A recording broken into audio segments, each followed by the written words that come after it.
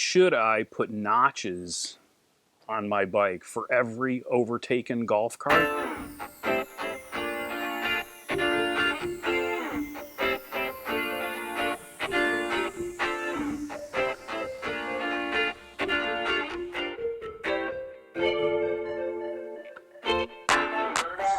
Welcome back, friends. Welcome back. Happy Monday. I'll do it.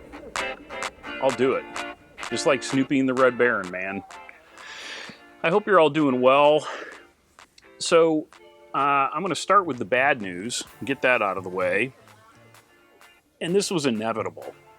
I don't know that anyone is going to be surprised by this, but prices are going up. Likely in January. And, manufacturing costs and, I think the bigger issue is shipping costs have just gone through the roof. And I don't think there was any way that the prices weren't going to go up. So, my advice to you is obviously if somebody has something that you think you want, jump on it while you can.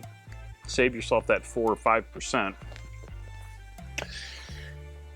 And all of that got me thinking about whether parts bin bikes were going to become a bigger thing again. And maybe they never, obviously they never went away, but maybe they're a bigger thing than I think they are. But that got me thinking about how many bikes in the Surly line specifically can be really considered parts bin bikes, or how many of them would I consider parts bin bikes? Everything's got disc brakes and through axles, and there may be some people that have those parts laying around, but I don't know of any. Which, really leaves us at this point, since the retirement, the abrupt and early retirement of the pack rat, leaves us with really one option, which is the trusty old cross-check. And I said trusty, not crusty. And it's a bike that I've had kind of an up and down relationship with over the years. It was the second Surly that I ever owned, the first one being a 1x1. But it's a cyclocross bike. At its core, it's a cyclocross bike. That's what I used it for. I was in the minority. Most of the cross checks that I had ever seen were being used as commuters and light touring bikes. And then as your swept-back bars became more popular, you'd see them built up. I built up a couple of those like that myself. Surly's done flat bar versions from time to time. So it was a bike that was rarely, I think, used for what it was designed for. But it's not a bike for everyone. And let me tell you why. Because it's a cyclocross bike, you've got steeper C-tube and head tube angles, you've got a higher bottom bracket. It just means it's going to be, do I want to say less forgiving? Certainly in comparison to something like a long-haul trucker, it's going to be a less forgiving ride.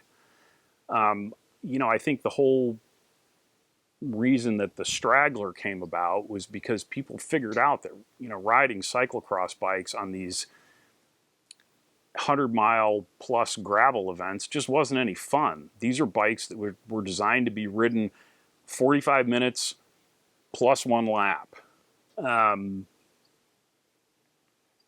But still in all, if you're bumping around town, I think they can be really fun. It's not a bike that I would recommend if you want a really high handlebar position.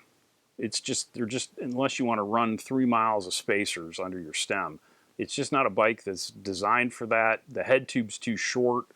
But over and above that, if you can run your bars, say, level with the saddle, maybe even a tick below, it's pretty fun. You can get a 41 millimeter tire in there.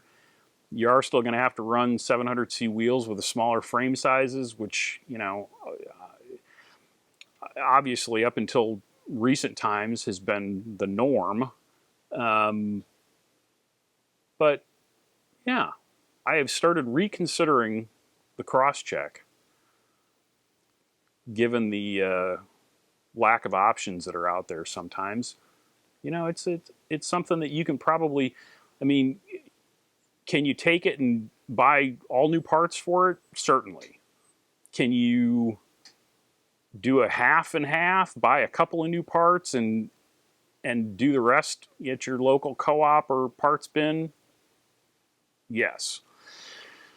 Can you do all of that and then tart it up a little bit with some shiny bits? Absolutely.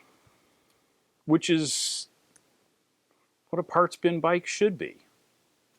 Kind of like that.